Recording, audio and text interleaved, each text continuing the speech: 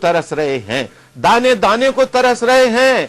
اور میں نے روتی بھی ماؤں کو دیکھا ہے کہ وہ جو رو رہی ہیں 3 بچوں کو اٹھا کے میں ان کی لاشوں کو کیسے اٹھاؤں, میں ان کو کھانا نہیں دے سکی, میں ان کو خوراک نہیں دے سکی. اور جو مناظر میں نے دیکھے, میں نے کہا انف از انف, بہت ظلم ہو گیا ہے. میں منہ پھیر لیتا تھا ٹیلی ویژن سے, مجھ سے یہ دردناک مناظر نہیں دیکھے جاتے تھے.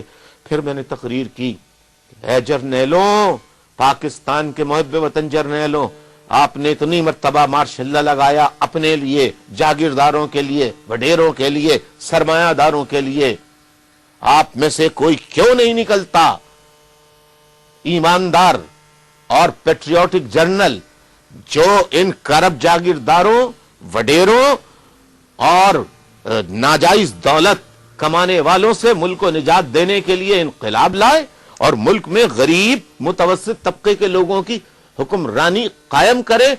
جیسے کہ فرینچ ریولوشن, تو ایک دفعہ فرینچ ریولوشن جب آیا تو وہاں پہ بادشاہوں کی, وڈیروں کی, جاگیرداروں کی حکومت ختم ہو گئی.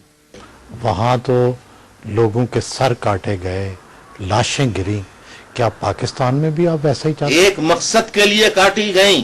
ان غریبوں کی لاکھوں غریبوں کو بے گھر جو کیا گیا, کسانوں کو, ہاریوں کو, غریب عوام کو, ان کو کیوں مارا گیا؟ ان کے مارنے سے کون سی ملک میں تبدیلی آ گئی؟ کون سے غریبوں کی حالت بہتر ہو گئی؟ کون سی جمہوریت بحال ہو گئی؟ کم سے کم فرینچ ریولوشن کے بعد جمہوری نظام تو آیا ملک کے اندر. پوری قوم کنفیوزڈ ہے کہ یہ کیسے ہو. جو آپ کہتے ہیں مارشل لا بھی نہ لگے, آپ یہ کہتے ہیں کہ جرنیل قوم کا بھی ساتھ دیں, آئین سے یہ ماورا اقدام لگتا ہے. یہ تبدیلی کیسے ہو؟ خاکہ کیا ہے آپ کے پاس؟ میں جمہوری سسٹم کی بات ہی نہیں کر رہا, میں تو جاگیردارانہ سسٹم, کرپٹ پولیٹیکل سسٹم کی بات کر رہا ہوں. اس سسٹم سے جس نے ملک کو دولت کیا, اس سسٹم سے نجات کے لیے ایسے پیٹریوٹک سولجرز کو, ایسے پیٹریوٹک جرنلز کو میدان میں آنا ہوگا. عوام میں کیسے؟ جیسے پوری دنیا میں ہمت کر کے فوجی اور جرنل آئے. نیا الیکشن ہو, کیا اسی اسمبلی سے؟ جی نہیں, اس اسمبلی میں ہمیشہ جاگیردار آئیں گے. اس اسمبلی میں ہمیشہ موروثی, نیا الیکشن بھی کوئی تبدیلی نہیں لائے, کچھ نہیں لائے گا. یہاں تو موروثی سیاست ہے. دادا گیا تو بیٹا آیا, بیٹا گیا تو اس کا بیٹا آیا, وہ گیا تو اس کے بھانجے بھتیجے, یہ تو خاندان کے گرد گھوم رہی ہے. یعنی جو میں سمجھا ہوں, آپ یہ فرما رہے ہیں کہ متحدہ کے ساتھ مل کے فوج ملک میں تبدیلی لائے, یا جرنیل متحدہ قومی موومنٹ کے ساتھ مل کے تبدیلی لائیں. یہ فوج چھوڑ کے یا حاضر سروس, کس طرح سے آپ کے ذہن میں کیا ہے خاکہ؟ بھائی دیکھیے, پوری فوج آئے تو سونے پہ سہاگا, مارشل لا نہیں, عوام کے ساتھ آ کر ملے, زمینوں کو آزاد کروائے, اور جو زمینوں سے بے دخل. ملک کا اقتدار کون سنبھالے؟ ملک کا اقتدار کسی کے بھی حوالے کیا جا سکتا ہے. مثلاً ایماندار جو لوگ ہیں, ٹیکنوکریٹ حکومت نہیں ٹیکنوکریٹ نہیں, ایماندار جو ٹیسٹڈ حکومت. بھائی دیکھیے, اس ملک میں, پاکستان میں ٹیسٹڈ, ٹرسٹڈ, ہر شعبے کے ایماندار, ہر جگہ جن کا دامن پاک ہے, وہاں سے چن چن کے لا کے ان کو عارضی طور پہ بٹھائیں, فوج عوام کا ساتھ دے.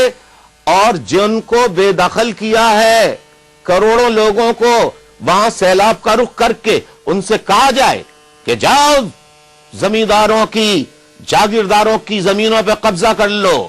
میں کہتا ہوں کہ میں پاکستان کے ان سیلاب زدگان سے کہتا ہوں جن کے گھر اجڑے ہیں, جن کے بچے مرے ہیں, کہ آپ لوگ باہر نکلیں اور ان کی زمینوں پہ قبضہ کر لیں, ان کی جاگیروں پہ قبضہ کر لیں, ان کے محلوں پہ قبضہ کریں. الطاف بھائی, آپ کی پارٹی ابھی تک حکومت میں بیٹھی ہے, آپ کے مخالف روز ٹی وی شوز میں کہتے ہیں کہ سب سے پہلے تو آپ حکومت سے نکلیں, یہ حکومت گرے گی تو کوئی آگے نظام بنے گا. آپ کے لوگوں کا کہنا ہے کہ ابھی فی الحال حکومت گرانا نہیں چاہتے. اصل بات ہے کیا؟ دیکھیے میں نے نہ تو پیپلز پارٹی کی حکومت کے خلاف بات کی ہے، نہ میاں شہباز شریف کی حکومت یا نواز شریف کی کے خلاف بات کی ہے، نہ اے این پی کے خلاف بات کی ہے، نہ مولانا فضل الرحمان صاحب کے خلاف بات کی ہے. میں نے کسی کے خلاف بات نہیں کی. تاثر تو یہی لیا جا رہا ہے کہ آپ شاید وفاقی حکومت سے الگ ہونا چاہتے ہیں. جی نہیں، ہم نے یہ بھی نہیں کہا. میں تو دیکھیے اگر موجودہ حکومت یہ کام کرے کہ فوج سے کہے کہ جنہوں نے پشتے توڑے ہیں، جنہوں نے گھر برباد کیے ہیں، ان کی زمینیں گورنمنٹ لے، اور تمام جو کیمپوں میں کھلے آسمان کے نیچے پڑے ہیں ان کو ان کے محلوں میں بسایا جائے، ان کو ان کی دولت چھین کے ان بھوکے جو سیلاب زدگان ہیں ان کو پیسہ دیا جائے، تو میں اس حکومت کا بھی ساتھ دوں گا. نواز شریف صاحب یہ کریں میں ان کا ساتھ دوں گا. لیکن آپ کو امید ہے؟ اگر امید ہوتی تو میں ان سے اپیل کر چکا ہوتا. آپ کب حکومت چھوڑ رہے ہیں؟ حکومت چھوڑنے سے کوئی فائدہ نہیں ہوگا. حکومت ہمارے لیے کوئی اہمیت نہیں رکھتی. ہم حکومت چھوڑ بھی سکتے. کب؟ جب پارٹی کے لوگ محسوس کریں گے. لیکن کوئی آپ نے نہیں، ٹائم اس سے سوال یہ پیدا ہوتا ہے سہیل وڑائی صاحب، حکومت چھوڑنے سے کیا ہوگا؟ موجودہ حکومت بہت سے لوگ کہتے ہیں گر جائے گی، دوسری آ جائے گی. دوسری میں کون ہوں گے؟ جاگیردار کا بھائی ہوگا، وڈیرے کا بھائی ہوگا، یا سرمایہ داروں کی اولادیں ہوں گی، یا ان کے بھائی بھتیجے ہوں گے. سسٹم نہیں بدلے گا. دیکھیں I want to bring a change in the corrupt political culture and system of Pakistan, not faces. Okay, آپ کی بات جو ابھی تک بات ہوئی ہے، آپ یہ فرما رہے ہیں کہ ماشاء اللہ کے آپ حامی نہیں ہیں. ماشاء اللہ نے ابھی اچھا نہیں کیا. ٹھیک ہے، آپ یہ فرما رہے ہیں کہ ابھی آپ اس گورنمنٹ کو ہٹانا نہیں چاہتے کیونکہ کوئی فائدہ نہیں. کوئی اپنی حکومت چونکہ آپ ان کی سپورٹ ودرا نہیں کر رہے. تیسری بات یہ کہتے ہیں آپ کہ میں یہ چاہتا ہوں کہ فوج مل جائے متحدہ کی سوچ کے ساتھ اور ایک تبدیلی لائے. اب یہ کیسے ہو؟ میں تو اپیل کر سکتا ہوں. دوسری طرف میں کیا کر سکتا ہوں؟ ایم کیو ایم کیا کر سکتی ہے؟ تبلیغ کر سکتی ہے.